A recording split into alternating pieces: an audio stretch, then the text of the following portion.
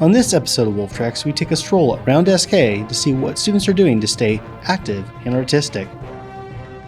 From reenacting medieval battles to how to create your favorite character. The Wrestling Wolves dominated the map this year, and we take a look at the team before they went off the state. And how can you protect yourself from pay-to-play games? Find out this and a lot more on Wolf Tracks.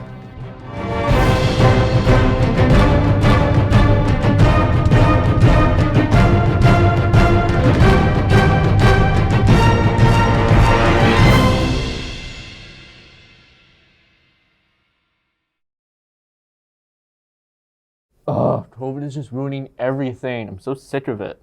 Well, with COVID, you think of all shut down and isolated, but there's so many activities for us, like video games. I know, I could just spend hours playing video games like Minecraft or Halo.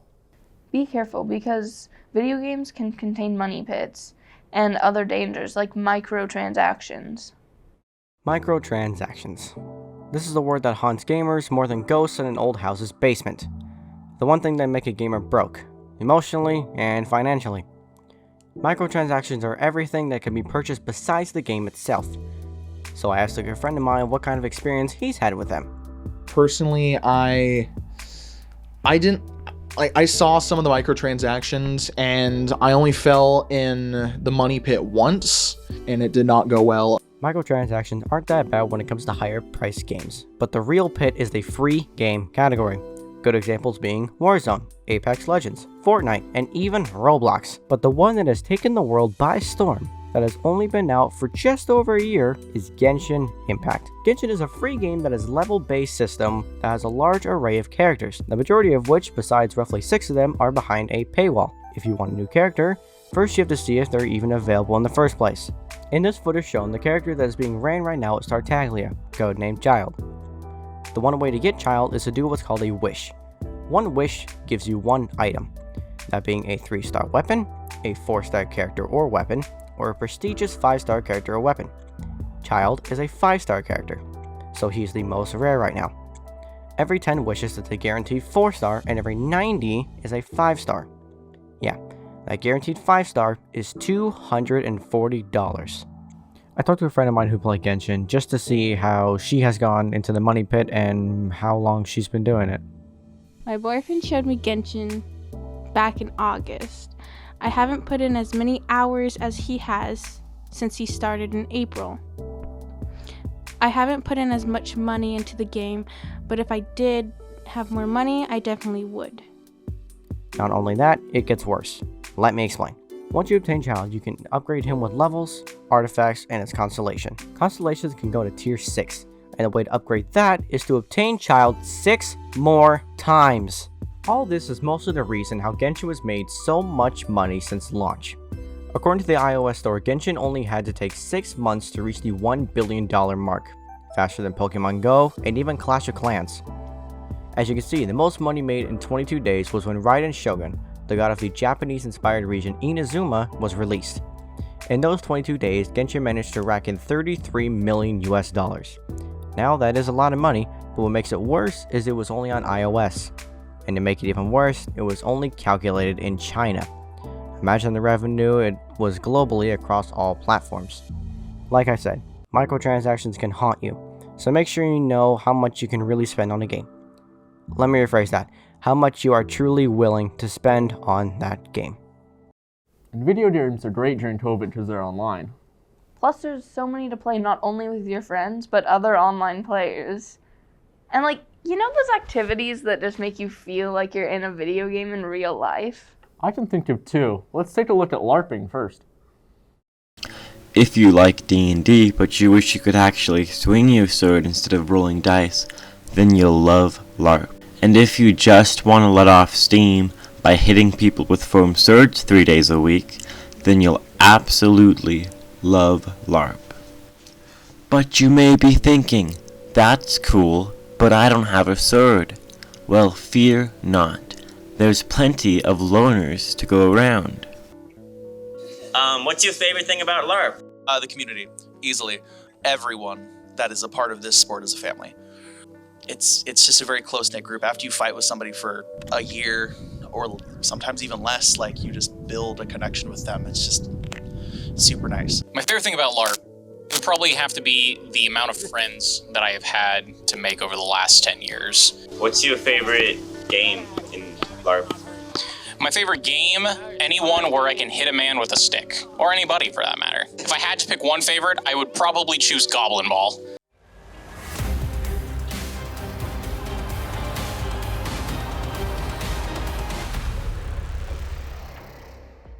Favorite weapons? Fight with a single short sword and a shield. It offers me the opportunity to be a defensive player and still be a pivotal member of our team. My favorite weapon, probably sword and board, specifically with a strap. Strap shield, 36-inch blue. It's a good time. But I think Florentine is the most fun. What's your favorite class? My favorite class personally is Monk, and that's just because I hate magics.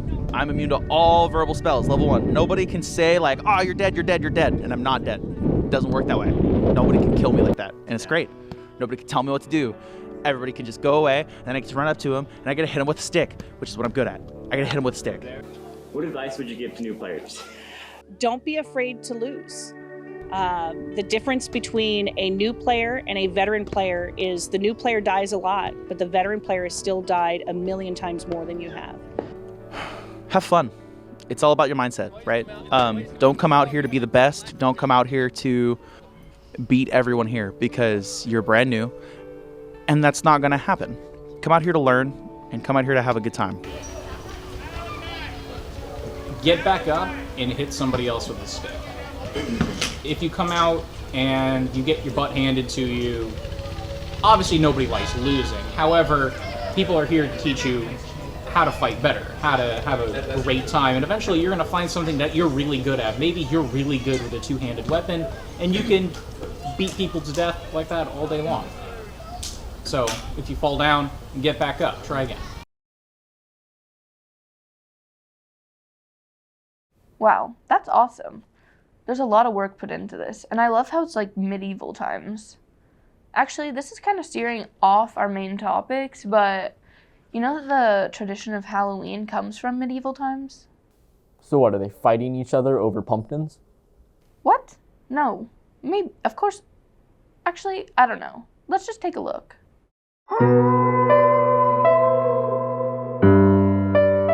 Once there was an old Celtic festival of Samhain beginning in Ireland as early as the 9th century.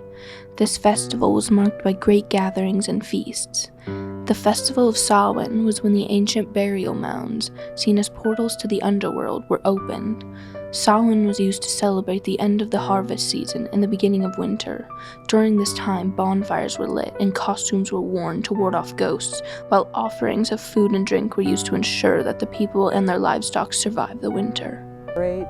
The girls in the woods and the fantasy and dancing, and a lot of it was just celebrating the summer solstice and the crops, giving back to nature, thanking nature for giving them a good crop. Little did we know, this festival of Samhain was the start to what we now know as Halloween. Halloween first came to the US in the 1840s, originally coming from the observance of the ancient Celtic festival of Samhain. It was a harvest festival, really, of thanking the nature again, for the crops and the good yield of pumpkins and, and squash and, that's kind of how it started. Today, we have traditions like going to pumpkin patches, to go for hay rides, and walk through corn mazes. We also take our time to find the perfect pumpkin to carve into jack-o'-lanterns. While some may choose family favorite Halloween movies, others prefer haunted houses.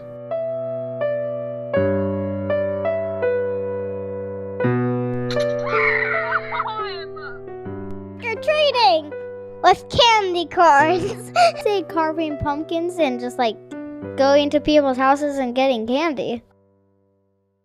So they don't fight for pumpkins? You know what? I should have never brought it up. Go back to LARPing. Fine. Well, while LARPing is a fun pastime, maybe I prefer more hand-to-hand combat. Ooh, like Taekwondo? That's hand-to-hand combat. There's so much skill involved too. But how do you get up 2 stories?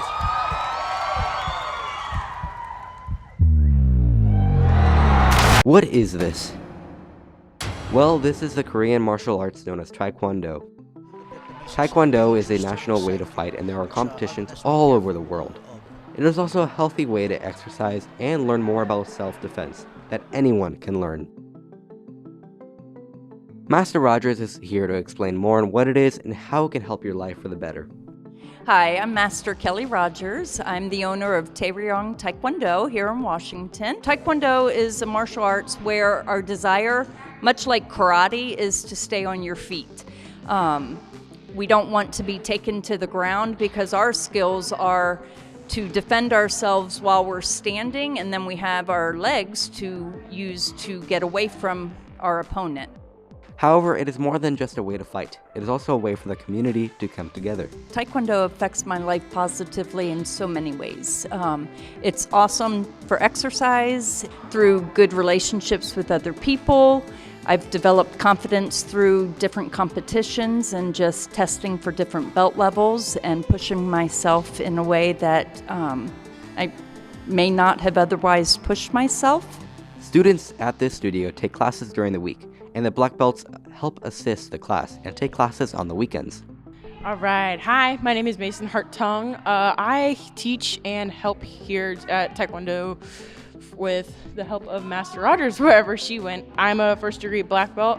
I help these kiddos back here, and yeah. When I first started here, I thought it was gonna be all about the kicks and the punches, right? So like self-defense, but later as I began earning all the belts, I then began to realize that it's not all about the kicks and the punches, it's more about lifestyle, discipline, and different ways you can be strong and sharp. I'm more disciplined and respectful than I was before I started. There are many studios in Washington, and they are an excellent place to learn more, gain confidence, and to help you become stronger, both physically and mentally. If you want to learn more about Taekwondo, head down to Bay Street. That looked like fun, but I don't think I could pull off a robe. How about a singlet? I don't think I could do that either. You sure? Just take a look.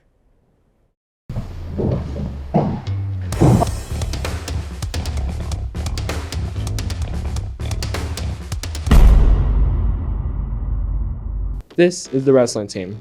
While it may look like they're just running and slamming into each other, there's a lot more to it than that. Many of them have been playing for a long time. Let's find out why. I've been wrestling for 11 years. This is my 13th year.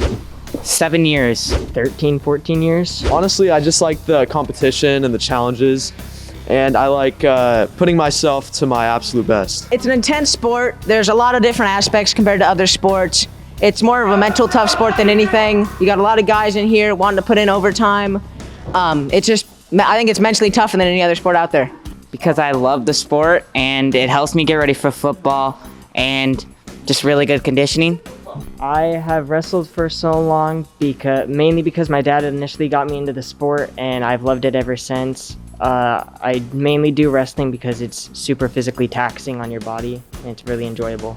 Wrestling is a combat style sport where you have to use grappling type techniques that result in pins or takedowns. It's a very rigorous and intensive sport. Honestly, it's the most physically enduring sport, and it just improves your overall condition. It definitely helps a ton with endurance. 3-minute round feels like an eternity.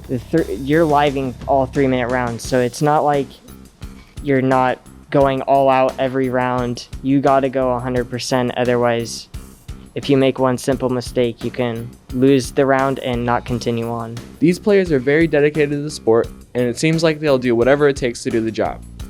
But it's not wrestling that some of them are competing in. I run for cross country and I run for track. So when you go for a shot, it kind of helps like with the tackle part of football, because it helps you get lower and it helps strengthen your back a lot to like get down low and make good tackles. I really like Coach Hartman. He's helping us a lot and he can help push us up into state and all that. So we have a really good team right now, and I think that we can make state and do really good. Well, I'm just playing it by ear. Hopefully, I'd say I have a decent chance of making it. there's a lot of studs on this team, and I think there's a lot of people that can make it. Seeing how their season has been, it isn't a surprise that they've been able to clinch a playoff spot. It leaves us to wonder what they'll do next. Yeah, that's still a definite no. You sure? I mean, well, okay, I guess, but I heard that golf is uprising. Golf is for old people. Why would I want to play an old people sport? Golf isn't just for old people. A lot of high schoolers love playing it too. See?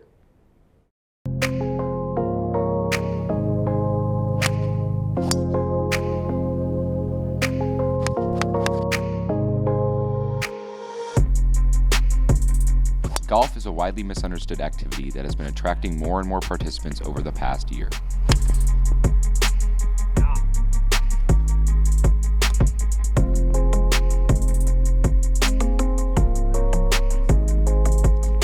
In golf, the goal is to shoot the lowest score possible. Your score corresponds to how many times you hit the ball.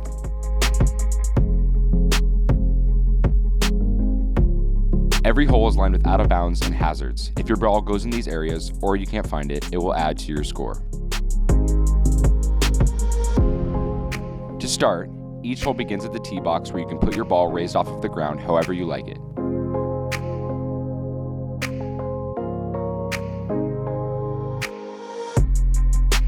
After that, the goal is to get to the green and in the hole as effectively and efficiently as possible. For some added difficulty, grass is cut to different lengths, sand traps are littered around every hole, and the ground is never flat to stand on. All of these things increase the difficulty of each shot.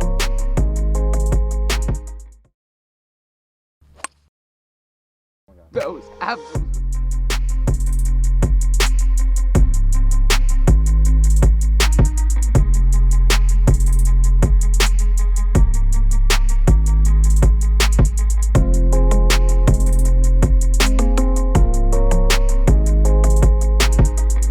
The final score is the total of all 18 holes added up.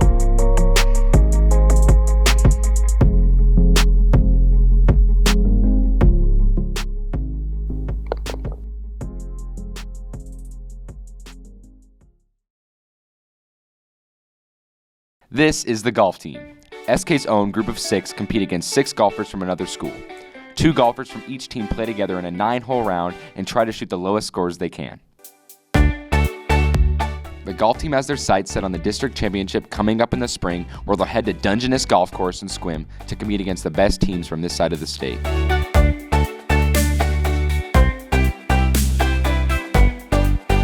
Started coaching the golf team in 1997. First year was the girls, and then 23 years of coaching the boys following that. So it's a total of 24 years of coaching here.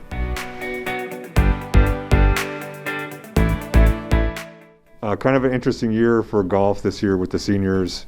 Obviously we had that COVID year. So I had a lot of new guys come out, minus Cole Smith, who had been on the team for 4 years. I think they got into the game when we were stuck at home. There was really nothing to do. And I came out pretty excited about golf. And the other great thing was a lot of them are baseball players, football players, good athletes to begin with. And golf's a sport, and it's an athletic sport, and they picked it up pretty quick.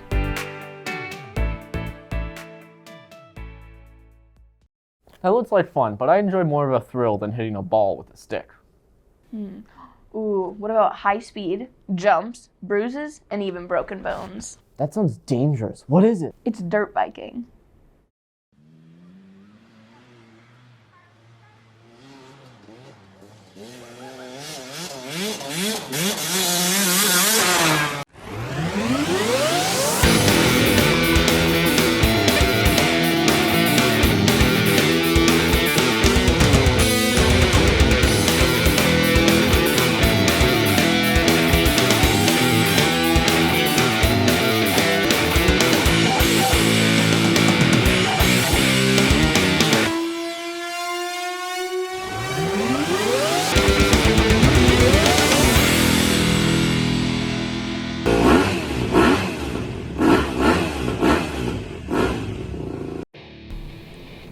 Dirt biking is a fun hobby that anyone can learn, but before getting on a bike, there's a few things you need to know first. In this video, you will learn how to get started riding a bike, routine maintenance, and safety.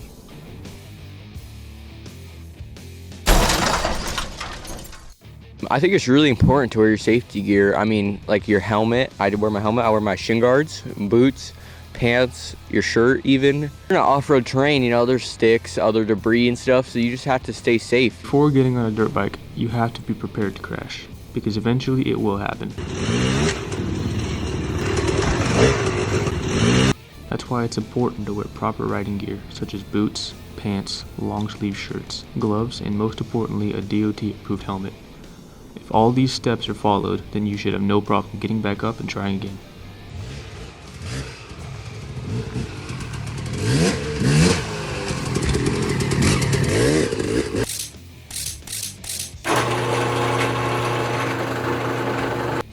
Keeping your bike well maintained is super important. Routine oil changes, nut and bolt checks, and cleaning your spark plugs is the best way to keep your bike in good condition so that it will work good another day.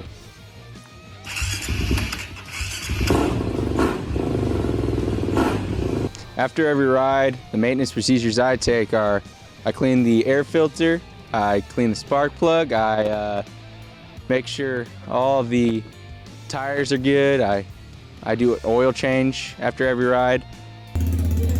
No way!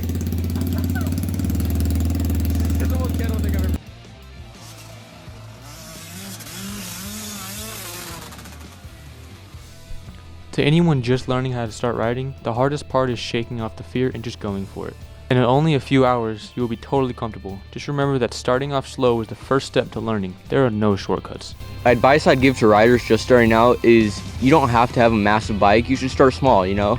You start off on like a little bike and then work your way up. You're not trying to make everybody impressed. You just want to have fun, you know, go at your own pace. It's not about how big your bike is, it's about how much fun you're having in the end. Thanks to technology, learning to ride a dirt bike is easier than ever. Training videos, maintenance tutorials, and more are only a click away. So don't wait, get out there and tear it up.